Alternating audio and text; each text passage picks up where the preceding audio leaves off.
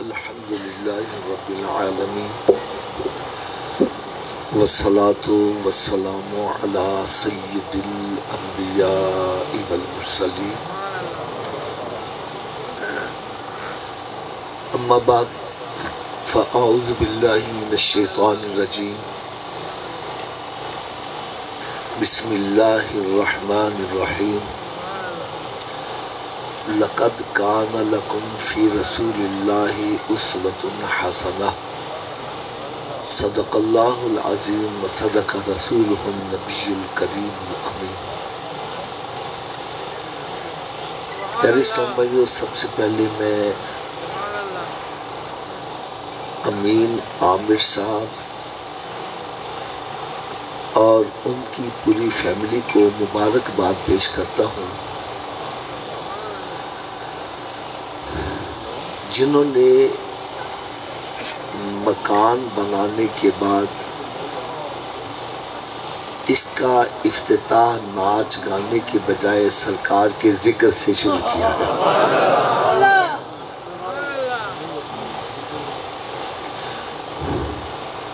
اللہ تعالیٰ سے میں دعا کرتا ہوں کہ اللہ تعالیٰ اس گھر کو ان کے لیے بابرکت بنائے اور ذکر مصطفیٰ صلی اللہ علیہ وسلم کے صدقے اس گھر کو نظر بد سے بچا دے، حاسدوں کے حسد، شریروں کے شر سے اللہ تعالیٰ ان کو بچا کے رکھے، اور اس گھر میں جتنے بھی بسنے والے سارے نمازی بن جائیں، سارے عاشق رسول بن جائیں۔ اور میری یہ دعا ہے کہ یہ دعائیں اللہ تعالیٰ ہم سب کے حق میں بھی قبول فرما دے۔ سرکار مدینہ راحت قلب سینہ صلی اللہ تعالی علیہ وسلم کی بارگاہ بے کس پناہ میں عورتوں کا ایک وفد حاضر ہوا۔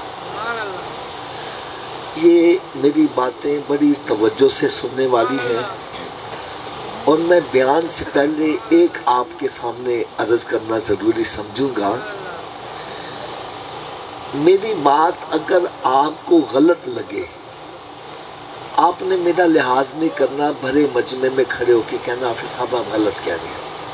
میں انشاءاللہ تعالیٰ سب کے سامنے معذرت بھی کر لوں گا، الفاظ بھی واپس لے لوں گا، لیکن اگر میری بات سچی لگے پھر عمل ہونا چاہیے کہ نہیں ہونا چاہیے؟ نہیں، سب کی نہیں آواز آ رہی ہے۔ یہ میں اس لیے کہہ رہا ہوں، ہم ایک ہمارا مزاج بنا ہوا ہے، ہم محافل میں جاتے ہیں لیکن جیسے جاتے ہیں ویسے واپس آ جاتے ہیں۔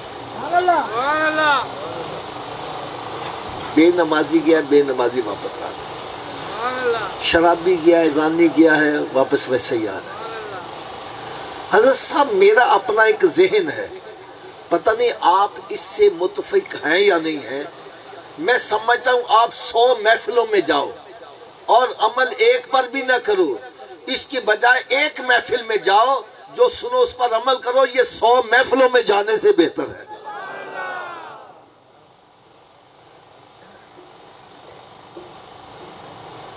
بھئی محفل میں آنے کا مقصد تو ہونا چاہیے۔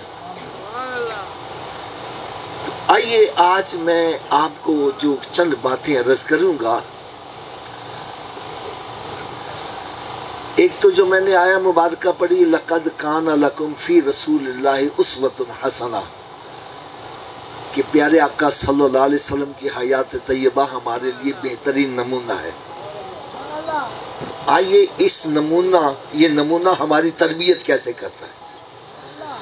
پیارے آقا صلی اللہ علیہ وسلم کی بارگاہ بے کس پناہ میں عورتوں کا ایک وفد حاضر ہوا۔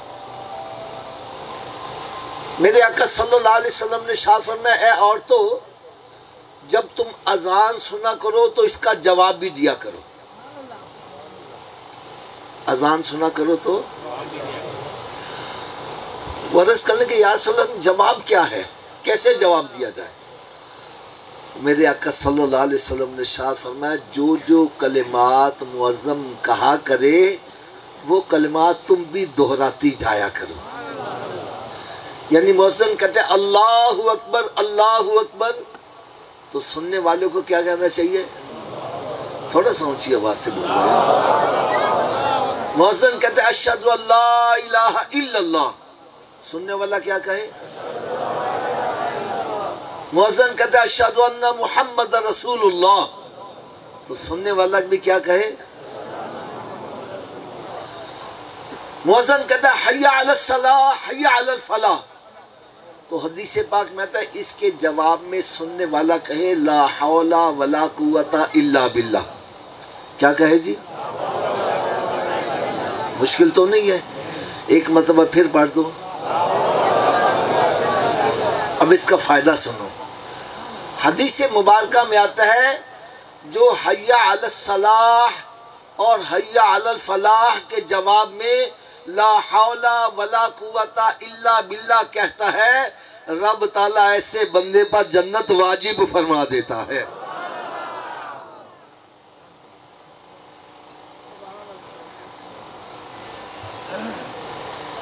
پھر اس طرح مؤذن کہتے ہیں اللہ اکبر لا الہ الا اللہ۔ اس کے بعد میرے آقا صلی اللہ علیہ وسلم نے ارشاد فرمایا جو اذان کا جواب دینے کے بعد، اذان پڑھنے کے بعد مجھ پر درود و سلام پڑھے اور دعائے وسیلہ کرے، اللہم رب هذه الدعوة التامة والصلاة القائمة آتی محمد، یہ دعا ساری پڑھے تو فرمایا کل قیامت کے روز میری شفاعت اس کے لیے واجب ہو جائے گی۔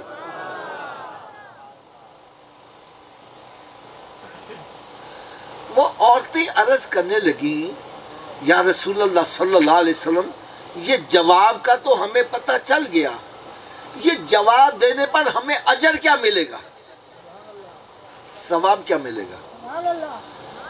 تو میرے آقا صلی اللہ علیہ وسلم نے ارشاد فرمایا جو عورت اذان کا جواب دے گی رب تعالیٰ اس کو ہر کلمے کے بدلے 1,00,000 نیکی کا ثواب عطا کرے گا، 1,000 گناہ معاف کرے گا، 1,000 درجے بھی بلند کر دے گا۔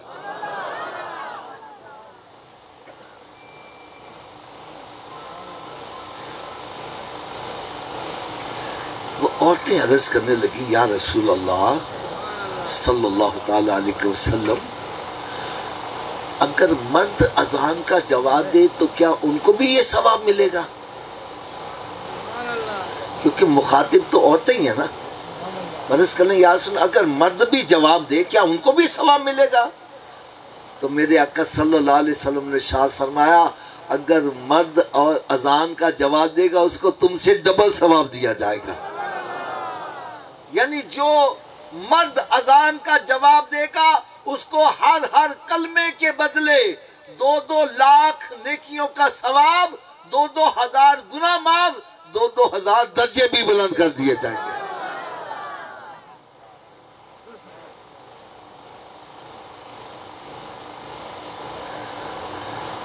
اچھا حضرت صاحب میں ایک دن ایک تفسیر پڑھ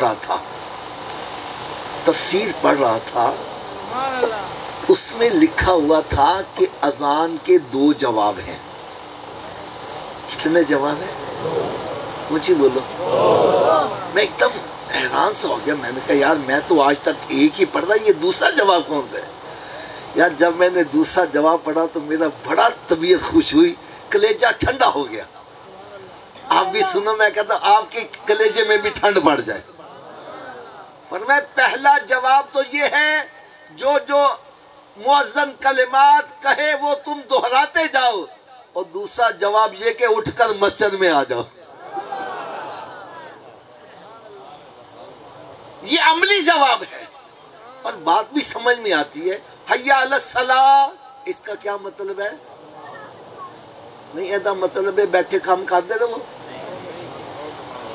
دکان دے بیٹھے رہو، تاش کوٹتے رہو، غیبتہ چغلیاں کرتے رہو۔ پھر اس کا کیا جواب ہے؟ حی علی الصلاح کا مطلب، بھائی دیکھو میری بات، آپ سارے بیٹھے ہو، میں کہتا بھائی جو اصل میں ادھر آ جائے، اب اس کا جواب کیا ہونا چاہیے؟ اصل میں بیٹھا رہے۔ تو حیا علی الصلاۃ کا مطلب آؤ نماز کے لیے، اس کا مطلب سب کام چھوڑ کے کدھر آ جاؤ؟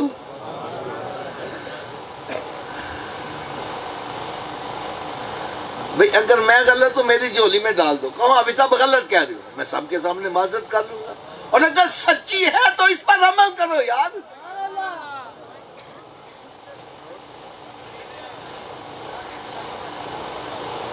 چلو ایک فیصلہ میں آپ سے کروا لیتا ہوں، آپ سے فیصلہ کروا لیتا ہوں۔ میں یہاں سٹیج پہ بیٹھا ہوں، میرے دائیں طرف میرے والد صاحب بیٹھے ہیں، بائیں طرف میرا دوست بیٹھا ہے۔ میں سمجھانے کے لیے بات کر رہا ہوں۔ والد صاحب کہتے ہیں بیٹا آج اس دروازے سے باہر جانا، دوست کہتا ہے نہیں حافظ صاحب ادھر سے باہر جانا۔ مجھے کس کی ماننی چاہیے؟ نہیں، سب کے لیے آواز آ رہی۔ اچھا والد صاحب کی کیوں مانو؟ وجہ کیا ہے؟ والد صاحب کی کیوں مانو یار؟ اب یہی کہو کہ والد صاحب کا مرتبہ بڑا ہے، دوست کا مرتبہ چھوٹا ہے، یہی بات ہے نا، یہی آپ جواب دو گے نا۔ اس سے فیصلہ کیا نکلا؟ جب بڑے مرتبے والے اور چھوٹے مرتبے والے کی بات اکٹھی آ جائے تو چھوٹے کی چھوڑ دو، کس کی مانو؟ نہیں نہیں، سب کی نہیں آواز آ رہی ہے، ایک مرتبہ پھر اونچی آواز سے، کس کی مانو؟ اچھا کوئی اس کا ترجمہ بتلا ہے کہ اللہ اکبر کا کیا مطلب ہے؟ نہیں، سب کی آواز آنی چاہیے۔ کیا سب سے بڑے کی بات ہم مانتے ہیں؟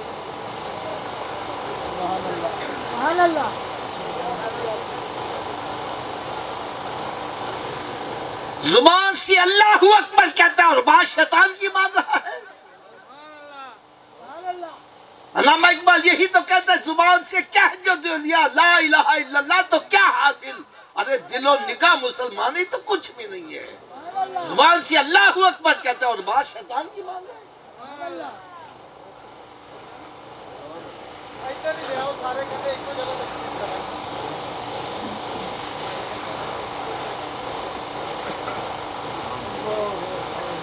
رب تعالیٰ کی طرف سے پیغام آتا ہے حی علی الصلاۃ، اس کا کیا مطلب ہے؟ شیطان کہتا ہے بیٹھا رہو، مت تاش چھڑ کے جا، دوستوں نے چھڑ کے مت جا، دوست ناراض ہو جائیں گے۔ کس کی مان رہا ہے؟ رب تعالیٰ کی طرف سے پیغام آتا ہے الصلاۃ خیر من النوم، نماز نیند سے۔ شیطان کہتا ہے بستر سے اور بڑھ جا کہ کان چ آواز نہ پہ جاوے۔ کس کی مان رہا ہے؟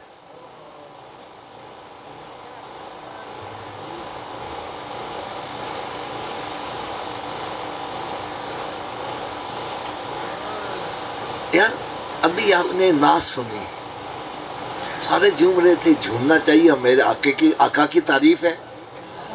اچھا نعت میں نا ایک شعر ہوتا ہے، یہ بھی ایک نعت ہے اللہ حضرت کی، سب سے اعلیٰ و اعلیٰ، تھوڑا جو اونچی آواز نہ بولو، سب سے بالا و اعلیٰ ہمارا نبی سب سے، کیا اعلیٰ نبی کی بات مانتے ہیں ہم؟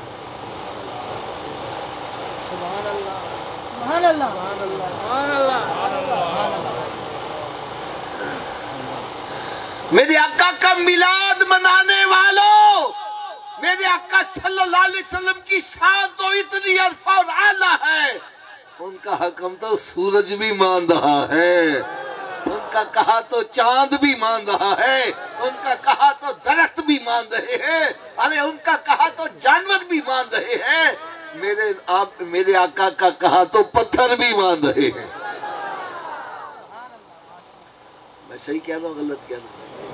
اونچی بولو ذرا، تو تھوڑا سا میری بات کا جواب دو کہ ہمارے آقا صلی اللہ علیہ وسلم اتنی شان والے کہ ان کا کہا سورج بھی مانتا ہے، چاند بھی، اونچی بولو، چاند بھی، ان کا کہا درخت بھی، ان کا کہا جانور بھی، ان کا کہا پتھر بھی، تو کیا اس نبی کا کہا ہم مانتے ہیں؟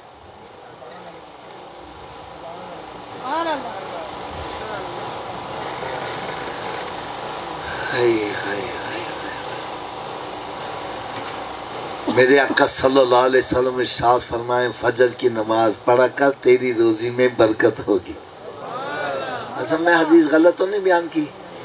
فجر کی نماز پڑھا کر تیری روزی میں کہنا جی آنکھ ہی نہیں کھل دی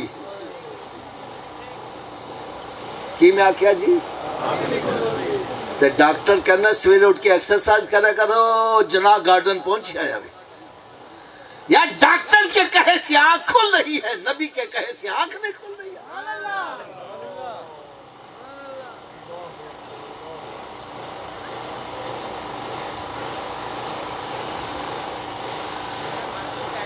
آپ کے اس علاقے کا تو مجھے پتہ نہیں ہمارے لاہور کے اندر جناح گارڈن ہے کیا ہے حضرت صاحب یہ میں وہ بات کرنے لگا ہوں جو آپ آج بھی جا کے چیک کر سکتے ہو. فجر میں چلے جو مسجد ویران اور جناح گارڈن اتنا بھرا ہوا کہ گاڑی پارک کرنے کی جگہ نہیں ہے اتنا رش عورتیں مرد سورج نکلنے سے پہلے پہنچے.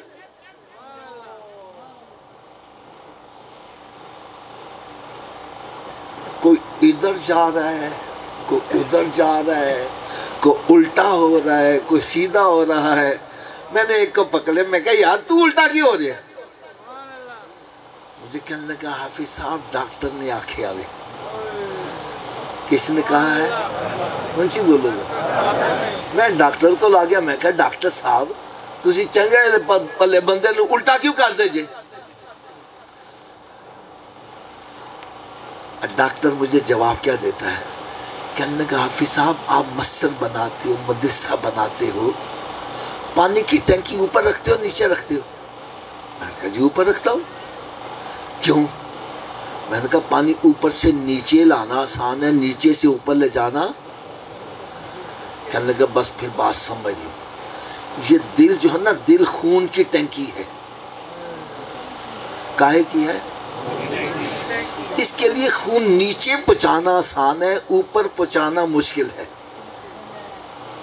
جب ہم بندے کو الٹا کرتے ہیں دماغ نیچے ہو جاتا ہے دل اوپر ہوتا ہے تو بلڈ سرکولیشن دماغ کو ہوتی ہے بندہ فریش ہو جاتا ہے. میں نے کہا اچھا اس لیے بندے کو الٹا کرتے ہو؟ کہنے لگا ہاں اس لیے الٹا کرتے ہیں. پھر کہنے لگا حافظ جی ایک سچی گل بھی دس دیا. سچی گل بھی دس دیا. میں کہا ضرور دس. کہنے لگا انسان کے دماغ کو جتنی بلڈ سرکولیشن سجدے کی حالت میں صحیح ہوتی ہے الٹا لٹکنے سے بھی صحیح نہیں ہوتی.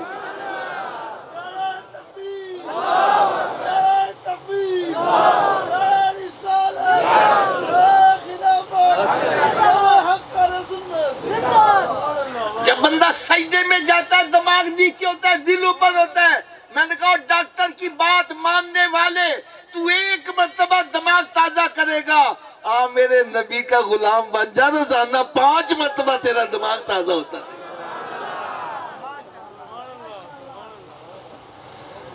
یہ ایک سجدہ جسے تو گراں سمجھتا ہے 1000 سجدوں سے دیتا ہے آدمی کو نجات.